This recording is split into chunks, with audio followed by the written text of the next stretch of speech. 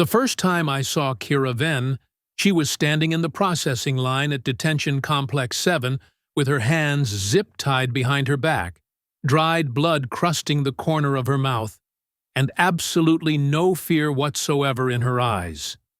That should have been my first clue that we had made a catastrophic mistake. But I am getting ahead of myself. Let me back up.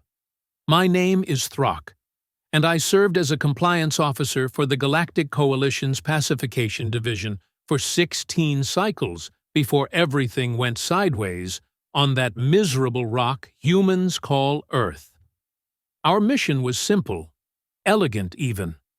The human species had been flagged as dangerously aggressive after their first contact incident resulted in 3 dead diplomats, 2 destroyed shuttles, and 1 very unfortunate misunderstanding involving what they call a handshake and what our Krillian ambassador interpreted as a prelude to ritual combat. The solution? Total weapons confiscation. Every gun, blade, explosive device, and projectile launcher on the entire planet was to be collected, catalogued, and destroyed. Simple. Clean. We had done it on 47 other worlds with minimal resistance. Humans, we assumed, would be no different. Oh, how gloriously, spectacularly wrong we were. The operation began well enough. Our enforcement drones swept through the major population centers, using deep scan technology to locate firearms, military hardware, and anything else that registered as a weapon. Within 3 planetary rotations, we had collected enough armaments to fill 6 cargo haulers. The humans protested, naturally. They always do at first, but protests die down. Compliance follows. Order is restored. Except the protests did not die down. And Kira Venn, well, she was one of the reasons why. The incident report I filed 3 months into the occupation described her as a low-priority target. Female. Early 30s in human years. Former military background, but only served 4 years before discharge.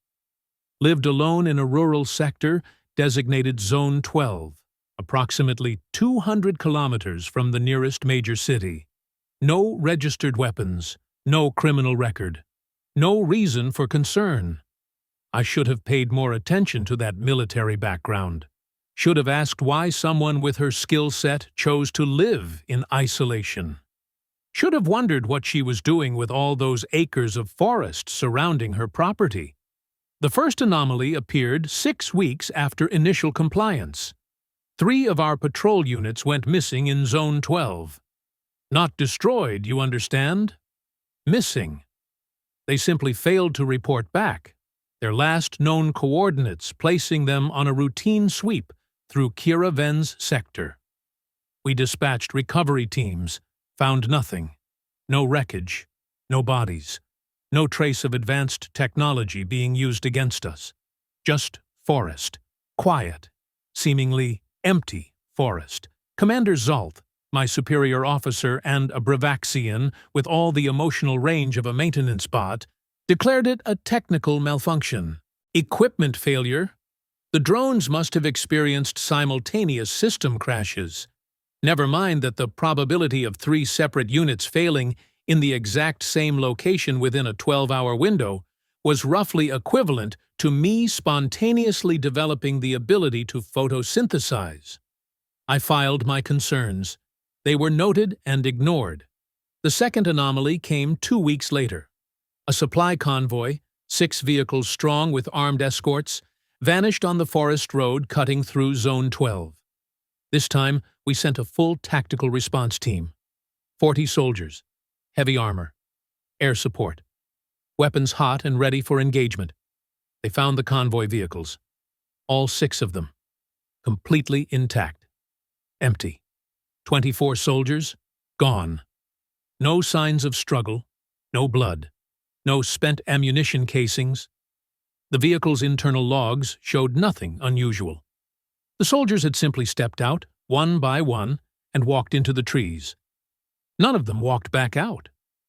That was when Command finally authorized direct action against the occupant of Zone 12.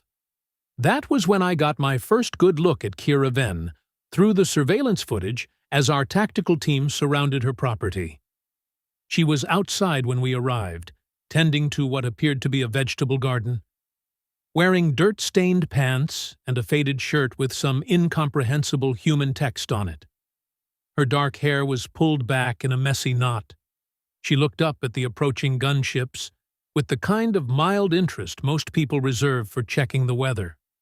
Not fear, not panic, not even surprise. Just curiosity. The tactical team's leader, a by-the-book Horovian named Kelix, used the external speakers to deliver the standard compliance order. Kira Venn was to surrender immediately. She was to submit to detention and questioning regarding the missing personnel. Failure to comply would result in the use of necessary force. Kira stood up, brushed dirt off her knees, and smiled. Actually smiled. Then she raised her hands above her head and walked toward the gunships with the relaxed gait of someone taking an afternoon stroll. No resistance, no weapons, no threats.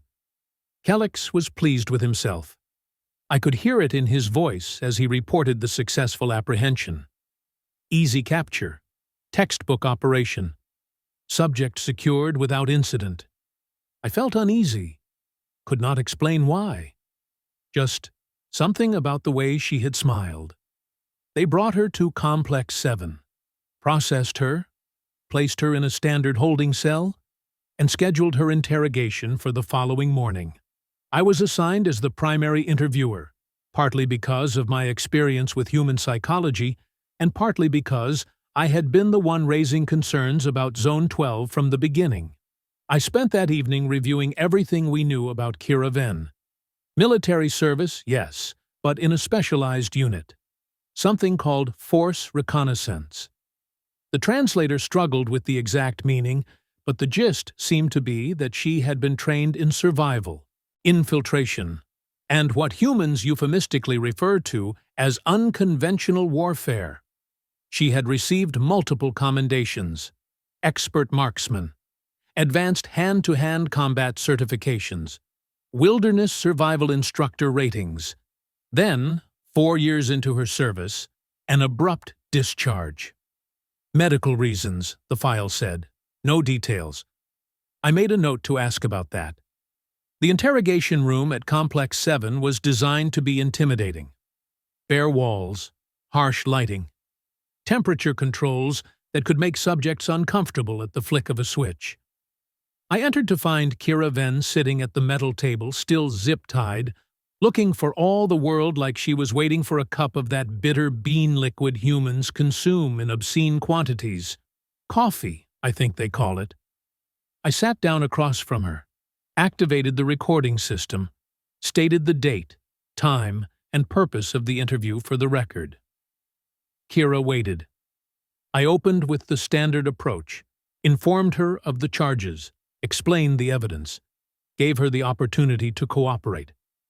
She listened politely. Then she spoke her first words since apprehension. "You have no idea what you have done, do you?" Her voice was calm, almost gentle. The tone you might use with a child who had just broken something valuable without understanding its importance. I felt that unease intensify. "We are aware of our actions," I replied, maintaining professional composure. 24 coalition soldiers are missing, multiple drones destroyed. You are the primary suspect in their disappearance. "I did not say you did not know what happened to your people," Kira said, leaning back in her chair as much as the restraints allowed. "I said you have no idea what you have done. There is a difference? Then enlighten me." She studied me for a long moment.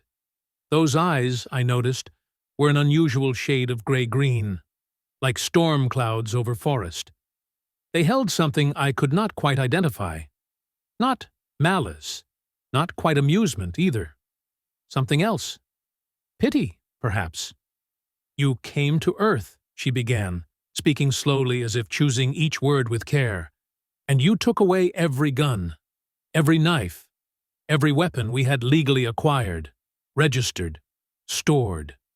You thought you were making us safe, making yourselves safe from us. That was the intention, yes? Do you know what makes humans dangerous? Kira asked. The question sounded genuine, not rhetorical. It is not the weapons we carry. It is the fact that we are the ones who invented them in the first place. You can confiscate every tool of violence on the planet, but you cannot confiscate the ability to create new ones. I said nothing, waited for her to continue. My property, she went on, sits on 230 acres of woodland. Oak, pine, maple, ash, good strong hardwood. Do you know what you can make from hardwood, if you know what you are doing?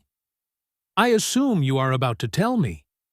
That smile again, the one that made my secondary stomach clench. Bows, Kira said simply.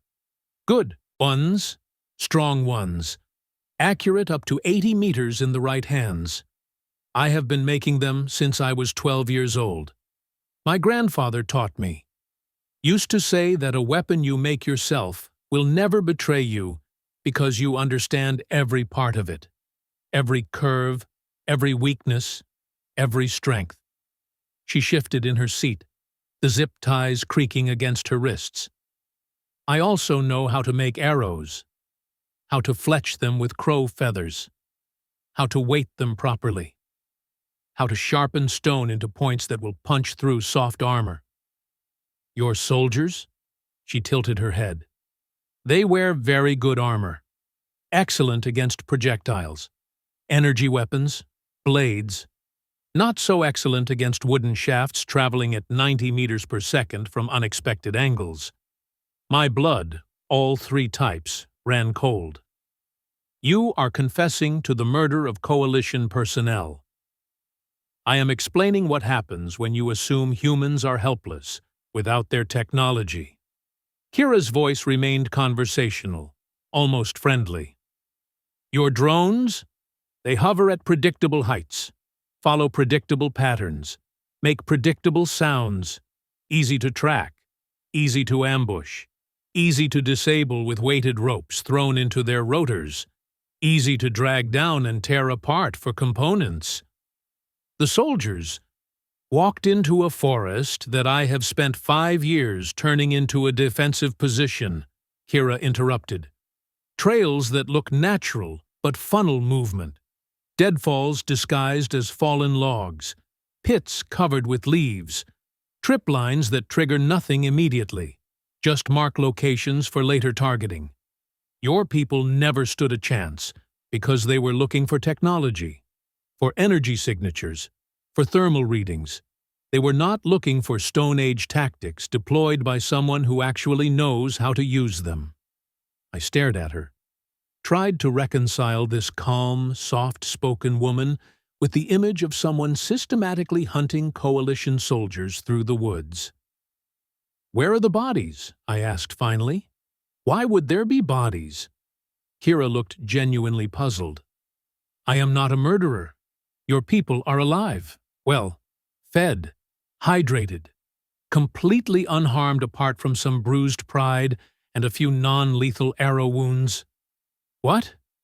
They are secured in a bunker system I built under my property. Old root cellar network, expanded and reinforced. Very comfortable. I even gave them blankets. It gets cold at night. She paused. I was going to return them eventually, once you left Earth, but then you had to come arrest me. And now, well, now we have a different situation entirely. I activated my communicator, requested immediate verification. Within minutes, I had my answer. Deep scan technology, finely tuned to detect human biosigns specifically, had found them. 27 Coalition personnel, alive and detained in underground structures beneath Kira Ven's property. Why? I asked, genuinely baffled. Why capture them? Why not simply evade? Kira leaned forward, chains rattling. Because I needed you to understand something very important before more of you die unnecessarily. You see, I am just one person, one human with some trees and some time and some knowledge. But there are 8 billion of us on this planet. How many do you think have the same skills I do? How many do you think are right now in their garages, their basements, their workshops, figuring out how to make crossbows, catapults, ballistic weapons from pipe and propellant? How many do you think are teaching their neighbors? She let that sink in. You took our weapons, Kira continued softly. You did not take our ability to make new ones. You did not take our creativity, our adaptability, our spite. You certainly did not take our memory of exactly how violent we can be when we decide violence is necessary. I had no response to that. So here is what is going to happen, Kira said, sitting back again. You are going to release me. You are going to release every other human you have detained. You are going to pack up your occupation force and leave Earth. And in exchange, I will release your people unharmed and provide you safe passage off-planet. And if we refuse? The smile disappeared. What replaced it was something far more frightening, something cold and ancient and utterly without mercy. Then I go back to my woods, Kira Ven said quietly, and I teach every person within 100 kilometers how to do exactly what I did. And we spread that knowledge. And we build our bows. And we dig our pits. And we turn this entire planet into a killing field that will make your history files weep. She leaned forward one more time, close enough that I could see my reflection in those storm cloud eyes. We are humans, she whispered.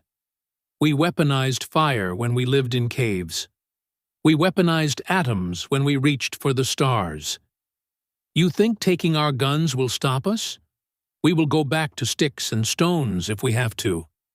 And we will still find a way to win. Because that is what we do. That is all we have ever done. The interrogation ended there. I had no more questions. What questions could I possibly ask after that? I filed my report, included Kira's statements, added my own recommendation that we accept her terms immediately. Commander Zolth read it, laughed, actual laughter. Then he ordered Kira Ven transferred to maximum security pending trial for terrorism and murder. That was 2 days ago. This morning, I woke to emergency alerts. Detention Complex 7 was under attack. Not from outside, from inside. Kira Ven had escaped her cell using a lockpick fashioned from a metal fragment torn from her own bunk frame. She had disabled 3 guards using techniques I still do not fully understand. She had accessed the communications array and broadcast something to the entire human population of Earth. 3 words. Make them pay. And they are. Oh, they are. Reports are flooding in from every sector. Humans building weapons from scratch. Organizing resistance cells. Using tactics we have never encountered because they predate modern warfare by millennia. Our technology is useless against an enemy that refuses to use technology. Our weapons are ineffective against people who attack from shadows with tools made of wood and stone and pure human ingenuity. We are losing to a species we thought we had disarmed. And somewhere out there, in Zone 12, Kira Ven has returned to her forest, returned to her trees, returned to teaching anyone who will listen exactly how to turn the world itself into a weapon. I submitted my resignation this morning. It was rejected. I am being reassigned instead to negotiations because apparently Command has finally realized what I tried to tell them from the beginning. We never confiscated the real weapons. We just made humans angry enough to remember how to use them. The negotiation chamber they assigned me was located in what humans call Geneva, inside a building that had once housed something called the United Nations. The irony was not lost on me. We had chosen their temple of diplomacy to discuss our surrender. Because that is what this was, despite the careful language command insisted I use. Tactical repositioning, strategic withdrawal, mutual de-escalation. All pretty words for the same ugly truth. We had lost. 3 months after Kira Ven's broadcast, the occupation of Earth had become an unmitigated disaster. Our casualty reports read like something from the nightmare archives. 1,700 personnel dead or missing. 42 installations overrun. 6 major cities rendered too dangerous for patrols. And the humans, they just kept coming, kept adapting, kept turning everything around them into instruments of death with a cheerfulness that bordered on psychotic. Last week, a resistance cell in the territory called Australia had used trained birds to deliver explosive packages to our communication towers. Birds. Actual living creatures weaponized through nothing more sophisticated than food rewards and patience. The tactic worked flawlessly. Cost us our entire Eastern surveillance network. Before that, a group in the Scandinavian regions had used nothing but ice and copper wire to create traps that froze our equipment solid. Literally froze multi-million credit advanced technology using frozen water. When our engineers examined the wreckage, they found human children's science textbook diagrams among the debris. We were being defeated by elementary school physics. The humans had even given their resistance a name: the primalist movement, because they were fighting us with primitive weapons and primal fury. Their propaganda broadcasts, which we could not shut down no matter how hard we tried, featured images of smiling civilians holding homemade crossbows next to slogans like "Back to Basics" and "Humanity Unplugged." They were having fun, actually enjoying the process of dismantling our occupation with Stone Age technology and spite. I arrived at the negotiation chamber 30 minutes early, as protocol demanded. The room was large, circular, with windows overlooking the city below. I could see smoke rising from at least 3 locations. Fires, probably. The humans had discovered that our fire suppression systems could be overwhelmed through coordinated simultaneous ignitions. They had been testing that weakness with increasing enthusiasm. The human delegation arrived precisely on time. 7 representatives from different regions, ages, and backgrounds. I recognized the woman leading them immediately. Kira Ven looked different than she had in detention. Her hair was longer now, braided elaborately with what appeared to be small bones woven into the strands. Bird bones, I realized with a shudder. She wore clothing made from leather and rough fabric, a deliberate rejection of modern materials. A bow, beautifully crafted from dark wood, was slung across her back. Arrows fletched with red feathers protruded from a quiver at her hip. She saw me staring and smiled that same unsettling smile from our interrogation. "Officer Throck," she said, her pronunciation of my name nearly perfect. "I was hoping they would send you. You were one of the few who actually listened." "I recommended accepting your terms," I said stiffly. "I was overruled." "I know. I read your file." She sat down at the negotiation table without waiting for invitation. The other humans followed her lead. "You tried to warn them. They did not listen. Now here we are." "Here we are," I echoed, taking my own seat. "Shall we begin?" The next 4 hours were among the most humbling of my entire life. Kira and her fellow delegates outlined their terms with the precision of seasoned military strategists. Complete withdrawal of all coalition forces within 90 planetary rotations. Removal of all surveillance equipment, weapons platforms, and administrative infrastructure. Formal apology from the Galactic Coalition for the illegal occupation. Reparations paid in raw materials and technology, specifically medical and agricultural advancements.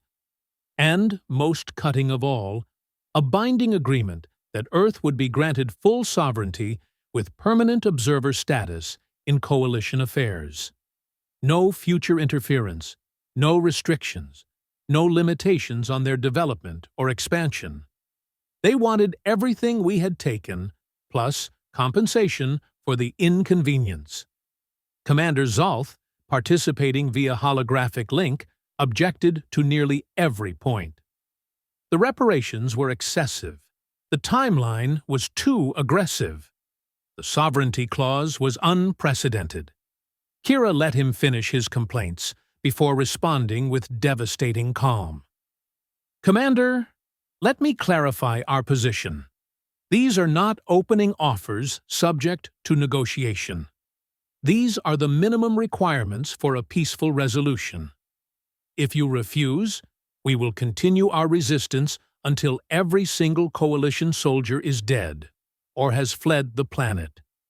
Then we will reverse engineer your abandoned technology, build our own ships, and come find you. Zolth's scales flushed an ugly purple color that indicated extreme agitation. You are threatening interstellar war? Your species has barely achieved orbital flight. You possess no faster-than-light capability. No? Yet, interrupted one of the other human delegates, a gray-haired man with scarring across his face. His accent identified him as being from the American territories. We don't possess those things yet, but we will. We always do. You know our history, Commander. You studied us before coming here. How long did it take us to go from the first powered flight to landing on our moon?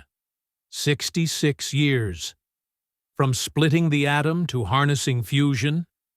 70 years. We are very, very good at learning new things when we are motivated. And right now, Kira added pleasantly, we are extremely motivated. Zolth tried a different approach.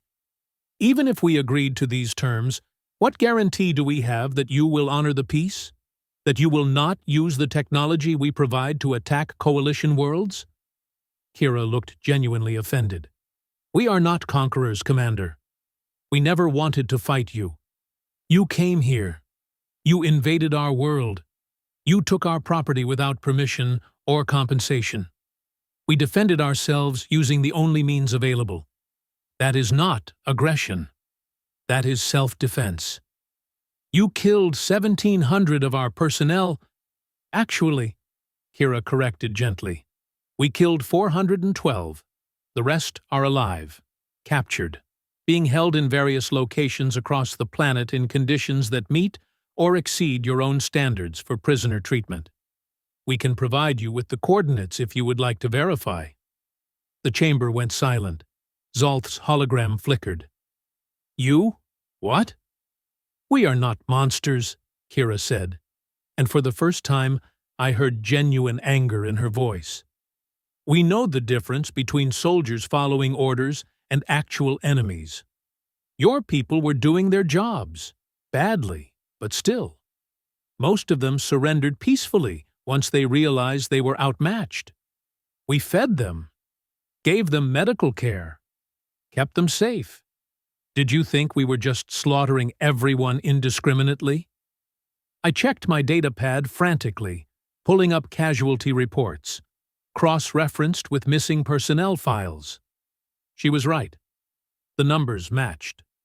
1,300 coalition soldiers listed as missing or presumed dead were actually alive in human custody. We had assumed the worst, prepared memorial services, notified families, and the humans had been keeping them in what one report described as surprisingly comfortable underground facilities with regular meals and entertainment options. Why? I asked, unable to stop myself. Why keep them alive? Why not use them as hostages? Leverage? Kira turned those storm cloud eyes on me. Because that is not who we are, Officer Throck. Yes, we can be violent when necessary. Yes, we can fight and kill and destroy with horrifying efficiency. But we can also choose mercy, choose restraint, choose to be better than our worst impulses. She gestured at the windows, at the burning city beyond. All of this, the resistance, the weapons, the fighting, we did not want any of it. We just wanted you to leave us alone. One of the younger human delegates, a woman who had remained silent until now, spoke up. Her voice carried the musical accent of the Indian subcontinent. There is a saying in my language, ahimsa paramo dharma.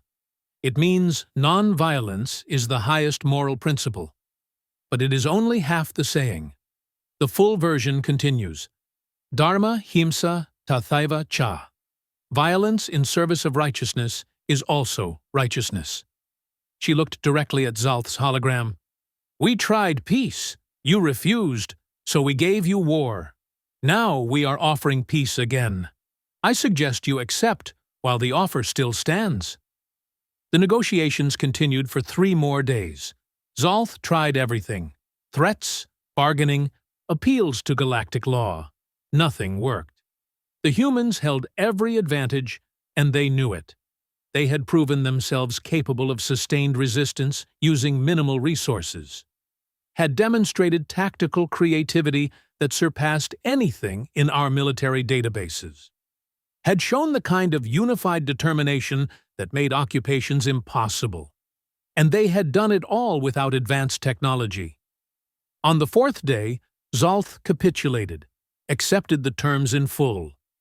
The formal documents were signed in a ceremony that human media broadcast across their entire planet. I watched Kira Venn place her mark on the treaty with the same calm confidence she had shown in the interrogation room all those months ago. The withdrawal began immediately. Ships descended to collect our forces. Equipment was dismantled and loaded onto cargo haulers. Installations were deconstructed. Within 60 days, the Coalition presence on Earth had been reduced to a single diplomatic outpost staffed by volunteers. I was one of them. Command offered me a promotion to accept a position off-world. I declined, requested assignment to the Earth Embassy instead. They thought I was insane. Maybe I was, but I needed to understand. Needed to know how a species could be so simultaneously violent and merciful, so primitive and advanced, so frightening and, strangely, inspiring. Kira visited me at the embassy 2 weeks after the last military transport departed. She arrived alone, on foot, wearing modern clothing this time. Jeans and a jacket. I think the garments are called. The bow was absent, but I had no doubt she could produce a weapon within seconds if needed. We sat in the garden area, drinking that bitter coffee substance humans loved. She took hers black. I attempted mine with 4 different sweeteners and still found it barely tolerable. You stayed, she observed. Not a question. I did. Why? I considered the question carefully. Because I need to learn. Your species defeated us using methods we had classified as obsolete, primitive, ineffective. Either our entire military doctrine is fundamentally flawed, or we have been drastically underestimating the value of simplicity. I need to understand which. Kira smiled, but this time it reached her eyes, softened them. Both, she said simply. Your doctrine is flawed because it assumes technology equals superiority, and you absolutely underestimated simplicity. Humans have a phrase, keep it simple, stupid. The more complex a system, the more ways it can fail. The more dependent you are on advanced tools, the more vulnerable you become when those tools are taken away. So you intentionally chose primitive weapons? We chose effective weapons, Kira corrected. A bow is not primitive. It is elegant, quiet, reliable, easy to manufacture and maintain, deadly in skilled hands. No power source required. No electronic signature to track. No ammunition shortages, just wood, string, and arrows. Sometimes the old ways work, because they have been refined over thousands of years of actual use. She sipped her coffee, looking out at the garden where human and alien plants grew side by side in an experimental integration project.